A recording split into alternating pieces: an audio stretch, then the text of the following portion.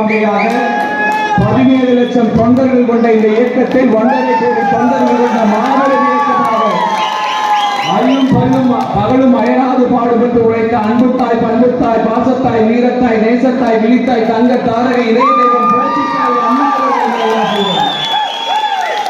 இந்த இரு பெரும் தலைவர்களின் வழியே சாதாரண ஒரு கிளை கழக செயலாளராக இருந்து இன்று கழகத்தின் பொதுச் செயலாளராக எதிர்கட்சி தலைவராக நம்ம எல்லாம் வழிநடத்தி செல்லும் போற்றுதலுக்கும் மரியாதைக்குள்ள மாண்புக்கு எடப்பாடியார் அவர்களின் நல்லாட்சியுடன் நடந்து கொண்டிருக்கும் கோவை பாராளுமன்ற தொகுதி வேட்பாளர் அறிமுகம் மற்றும் செயல் வீரர்கள் வீராங்கனை கூட்டத்திற்கு தலைமையேற்று நடத்தி கொண்டிருக்கும் போற்றுதலுக்கும் மரியாதைக்கும் உரிய முன்னாள் அமைச்சர், அமைப்பு செயலாளர், மாவட்ட கழக செயலாளர், தலைமை நிலைய செயலாளர், எதிர்கட்சி கொறடா மரியாதைக்குரிய அண்ணன் SP வேலுமணியன் அவர்களுக்கு என்னை இந்த பாராளுமன்ற தொகுதி வேட்பாளராக பரிந்துரை செய்ததற்கு எனது முதல் கண் நன்றி கலந்த வணக்கத்தையும் நன்றிகளையும் தெரிவித்துக் கொள்கிறேன். அவர் பரிந்துரை செய்ததை ஏற்று என்னை வேட்பாளராக அறிவித்த கழகத்தின் பொதுச் செயலாளர் மாண்பு எடப்பாடியார் அவர்களுக்கு இந்த நேரத்தில் எனது நெஞ்சார்ந்த நன்றிகளை தெரிவித்துக் கொள்ள விரும்புகிறேன்.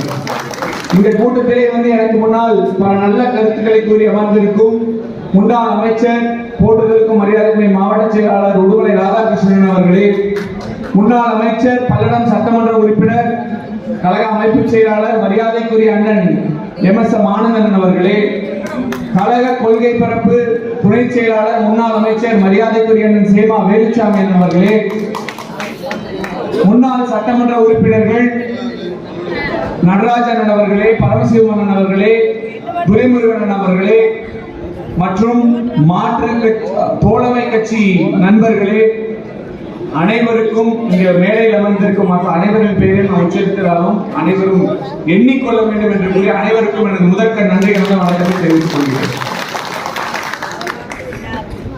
அண்ணன் சொன்ன மாதிரி நான் ஒரு பேங்க் கவுண்டரில் நின்றுட்டு இருந்தேன். காலையில நின்றுட்டு ஒரு பேங்க் வேலையை போனேன். டிஷர்ட் போட்டு கார்கோ பேண்ட் போட்டு நின்றுருந்தேன். லெட்டர் எழுதி கொடுக்க சொன்னாங்க. லெட்டர் எழுதி கொடுத்தேன். இந்த ஏதோ ஸ்டேட்மெண்ட் அது இதெல்லாம் வேலை இருக்குதுன்னு பார்த்துட்டு இருந்தேன். அப்புறம் திடீர்னு ஒருத்தர் ஃபோன் பண்ணார், நம்ம நண்பர், நம்ம கட்சிக்காரர் தான், பூத் ஏஜென்ட் சௌரிபாளையத்தில் எங்கள் ஊரில், உங்களை தான் கோவை நாடாளுமன்ற தொகுதி வேட்பாளர் அறிவிச்சிருக்காங்க அப்படின்னு சொன்னாங்க. அவர் அப்பதான் எனக்கே தெரிஞ்சது உறுதியா நம்ம தான் இந்த கோவை. அதுக்கப்புறம் இந்த பேங்க்ல இருக்கிற அக்கா இந்த பாஸ்புக் எங்க ஆபீஸ்ல வாங்கிட்டு வாங்க, நான் தான் எங்க வேட்பாளர், நீங்க ரெட்டை ஓட்டு போடுங்க வரங்க அப்படின்னு. அப்படிப்பட்ட இயக்கம் இது உலகத்தில் எங்கேயுமே நடக்காது. அனைத்து இந்திய அண்ணா திராவிட முன்னேற்ற கழகத்தில் மட்டும்தான் நடக்கும். இந்த ஒரு காரணத்துக்காகவே அனைத்து இந்திய அண்ணா திராவிட முன்னேற்ற கழகத்தின் தொண்டன் என்று சொல்வதையே பெருமையாக நினைக்கலாம். புரட்சி தலைவரின் தொண்டன், புரட்சி தலைவரின் தொண்டன் என்று சொல்வதையும் பெருமையாக நினைக்கலாம். எங்க அப்பா அவர்கள் இறந்து 25 ஆண்டுகள் ஆச்சு. 25வது ஆண்டு இதுக்கு நினைவு தினத்துக்கு அண்ணன் அவர்கள் வந்திருந்தாரு. இது எனக்கு ஒரு மிகப்பெரிய அங்கீகாரம். எங்க அப்பா அவருக்கும் ஒரு அங்கீகாரம், எங்க அப்பா எல்லாமே நம்ம இந்த கஷ்டப்பட்டு இது பண்ணதுக்கு ஒரு அங்கீகாரமா எங்க குடும்பமே கட்சிக்கு கடமைப்பட்டிருக்கோம். 25 ஆண்டுகளும் கழக தோழர்கள் எங்களோட உறுதுணையாக நின்றிருக்கிறாங்க. இது ஒரு மிகப்பெரிய அங்கீகாரம். மறுபடியும் ஒரு நன்றி. இப்போ உதயநிதி ஸ்டாலின் மாதிரி இருக்க முடியாது.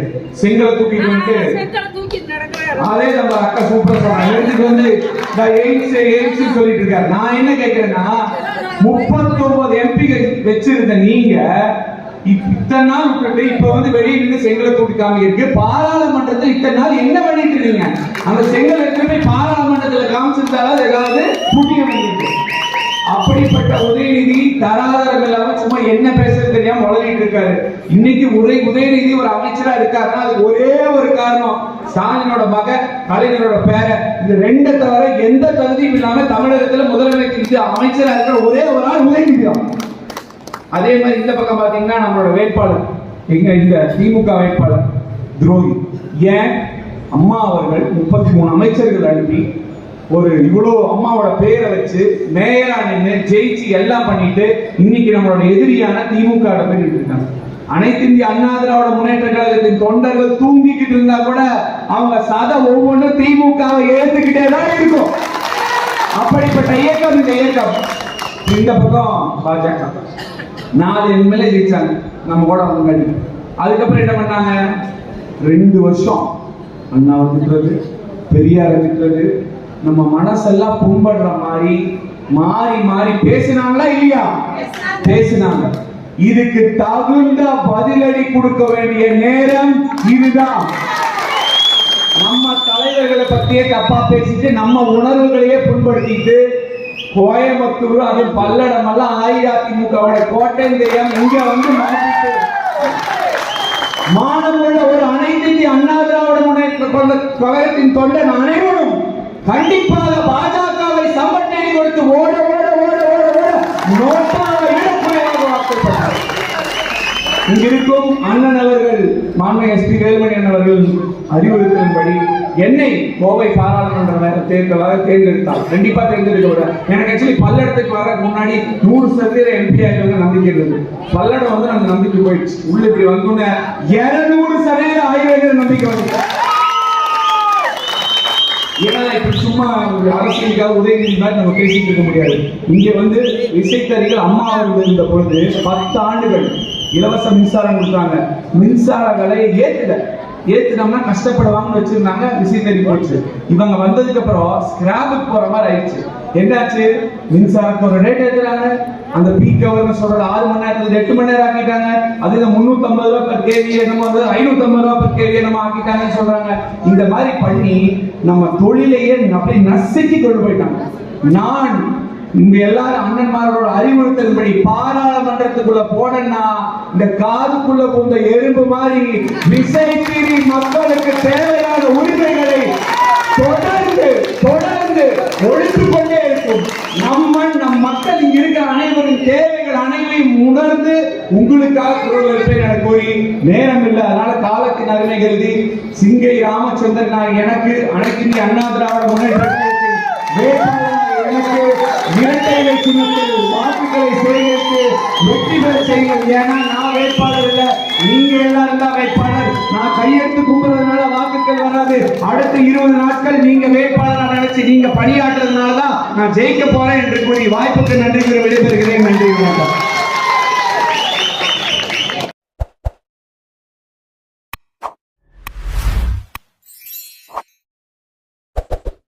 எக்ஸ்பிரஸ் மொபைல் கேர் 30 நிமிடத்தில் டச் அண்ட் டிஸ்ப்ளே மாற்றி தரப்படும். 20 நிமிடத்தில் charging port, speaker, mic, ringer சரி செய்து தரப்படும். 10 நிமிடத்தில் 1 வருட வாரண்டியுடன் பேட்டரி மாற்றி தரப்படும். அனைத்து மாடல்களுக்கும் பவுச் அண்ட் டெம்பர் கிளாஸ் மிக குறைந்த விலையில் கிடைக்கும். அனைத்து மாடல்களுக்கும் nano temper, hammer proof temper, 9H temper, privacy temper, flexible temper, edge temper, விதவிதமான பேக் ஸ்கின் உடனுக்குடன் கட் செய்து தரப்படும். அனைத்து விதமான accessories, data cable, charger, headphone, Bluetooth speaker, all brand neck band, earbud, smart watch, power bank, pen drive, memory card போன்ற அனைத்து பொருட்களும் மிக குறைந்த விலையில் கிடைக்கும். Express mobile care NRP complex, Trichy road, Manikkapuram road, Mangalam road, Trichy road, Anna Nagar, Palladam.